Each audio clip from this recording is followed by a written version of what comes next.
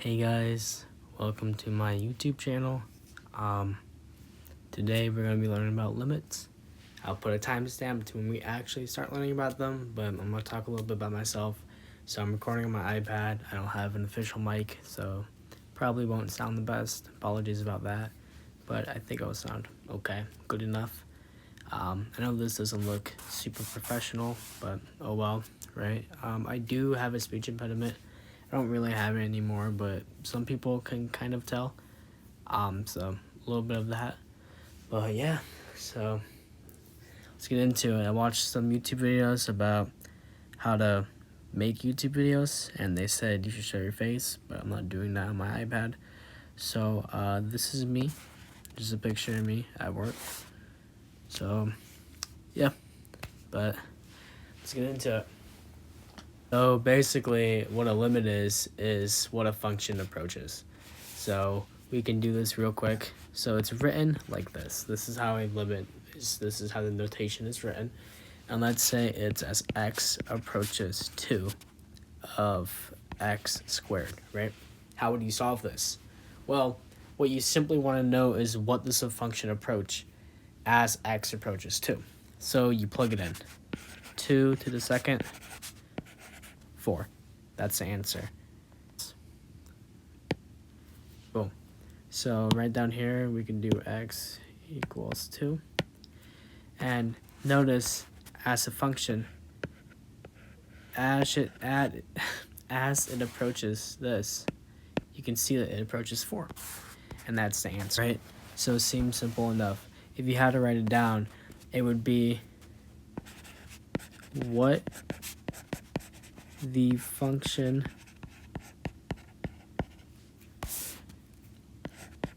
f of x or y approaches as x approaches a number. That's what it'd be. So there are many different types of limits you are going to come across, but today we're going to focus on direct substitution and one-sided limits. So let's get into it. So direct substitution is exactly what we went over. We can have x approaches 1. We can have x cubed plus 2 over 2 minus x, right? You plug in 1 right here, right? So you have this. It'd be 1 cubed plus 2 over 2 minus 1. This will be 3 over 1 or 3. So we can actually plug this into Desmos function right here. And if we plug in x equals 2, x equals 1, we should get 3. And that's exactly what we get.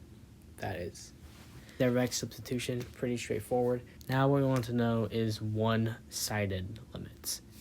So one-sided limits is interesting, and it breaks into a bigger idea of limits. But instead of BSing, let me just show you. So you guys see this function right here, 1 over x minus 1. So we can see that the function diverges. As it's coming from the right, it goes to positive infinity. And as it's coming from the left, it's going to negative infinity. So how would we talk about this? So we talk about it like this. So this one right here, okay? When you have this notation, negative, that is from left. It is quite literally from the negative side. That's the positive side, right? That right there is 0, 0 origin, right? This is positive. So that would be 1, 0. And this would be negative 1, 0 to represent negative x. And then this is just y. Okay, right? So that's what we have right there. So right here, we'd be like, okay, well, what is the limit as x approaches 1 from the left side? Well, we can see right here that it's negative infinity. This is from the left side. And we can see from the right side, it's positive infinity. Okay, but overall, the limit, what does the function overall approach? as it approaches 1. Okay, so right here we can see that it's negative infinity, and right here we can see that it's infinity. Okay, so I'm going to take a shortcut here. Right here for this limit right here, okay? If the left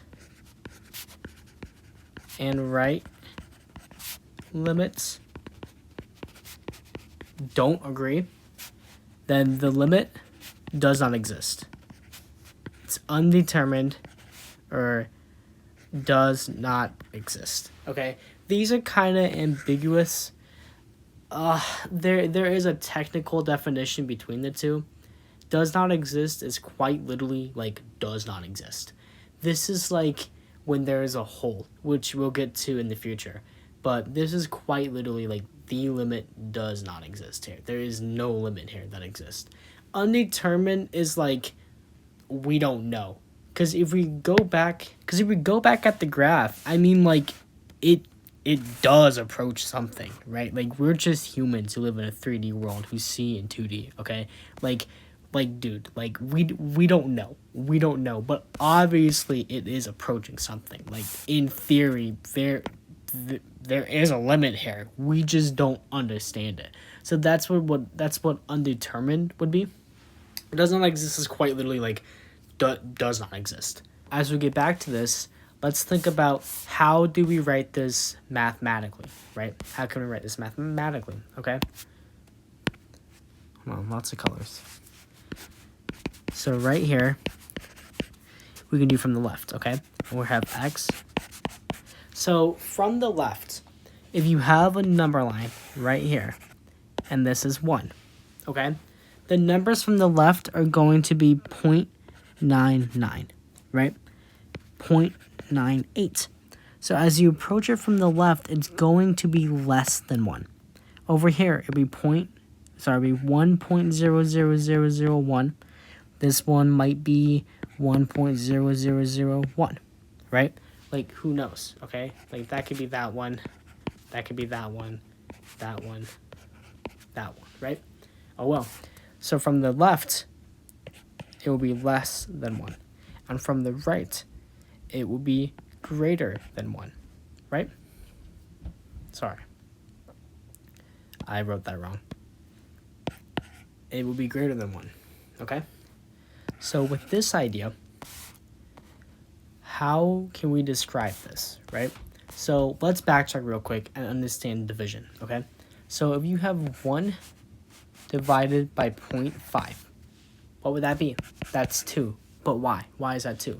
Division asks how many times does the denominator go into the numerator, okay? So 0.5, 1/2 goes into 1 twice. That's why it works. You can also think of it as like that. And as you've been taught, you keep change flip. So this would be 1 times 2 over 1, or 2. So now let's take this logic a bit further, right? Let's think about how many times does 0.000001 go into 1? A lot of times, right? So now this begs the question, how many times does 0 go into 1? Okay, the answer is infinity. Math professors hate this trick. They do not want me to tell you this because technically it's not. If you think about it, 0 can't really go into 1. It's not possible. You'll never get closer. But that's what the limit approaches. That's what it is. That's the idea. I can prove it to you right now. We'll loosely prove it to you. 0 from the right of 1 over x. Okay? This, okay, will end up being 0.000001. And then it'll be 0.00000001. It will just continuously get bigger and bigger. And as x approaches 0 from the right, it will approach infinity. Right here, we can actually see this idea. If we have 1 over x, and then we have x equals 0 here, well, looky-do. It approaches infinity, right? And naturally, if we do it from the left, it'll approach negative infinity because you'll be having negative numbers. So 1 divided by negative 0.001 will go into a negative amount of times. That's a quick little crash course about how that works. So now when we get back to the prize over here, we will have limit as x approaches 1 from the left of 1 over x minus 1, correct? So what we do here is, if it's from the left, we can think of this as a really, really small number. Not a really small number, but a number really, really close to 1, but from the left. What's this going to be? Okay, let's think about it. This is going to end up being negative 0.000001, and so on, right?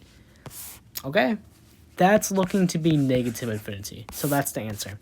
For this right here, the answer for this one-sided limit is negative infinity. Now I'm going to shortcut this right here, but naturally you can see this logic extend to from the right, because with this idea, you can see that it will become 1.000001, so on, minus 1. This will become, right? And then you'll get positive infinity, okay? So we know this answer right here, okay? So now, what would the overall limit be, right? As x approaches 1 overall, what would that be? Simple, undetermined. That's what it is. Now, if you get confused between undetermined or does not exist, I did previously explain it. Most math professors won't really care. Math professors won't really care. Some of them are picky with this, but this should be fine. So that's basically it. Let's go over a new one, right? So this is when they don't agree. Let's think about one where they do agree, right? Again, x minus 1, but let's do the entire thing squared. Okay? Now what happens? So let's think about this from the left, right? Because we have to solve it from both sides. Because if we don't, we simply get 1 over 0. And we don't know what to do with that. Is it to do this? Okay? So let's think about this from the left. Okay? If we do it from the left, we know from before that this inside value, we know from before that this inside value is going to approach negative 0.0000 so on 1, right? It's going to approach negative 0, quote unquote, right? But that's squared. So this will be positive, right? And from this side, we already know this is going to be positive. So because of that, positive infinity equals positive infinity. Both sides agree. Thus, the overall limit for this is positive infinity. Okay, we know from before that from the left it's negative infinity, and from the right it is positive infinity, right? So a cool way to think about this is if you square the bottom number, cool way to think about this is if you square the denominator, you can never get a negative value here, right? Unless it's like 0, then it's kind of undetermined, but you can never get a negative number. So all of these values right here, all of these ones right here, all of them are going to become positive. So let's actually see that happen in action. So surround that, square it, boom. So the graph did slightly change because, like I said, every number you know on the bottom is getting squared, but they both approach positive infinity. So as x approaches 1, can I type on this?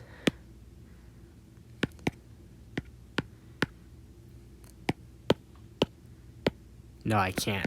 Rip. But as x approaches 1, we can see that approaches positive infinity.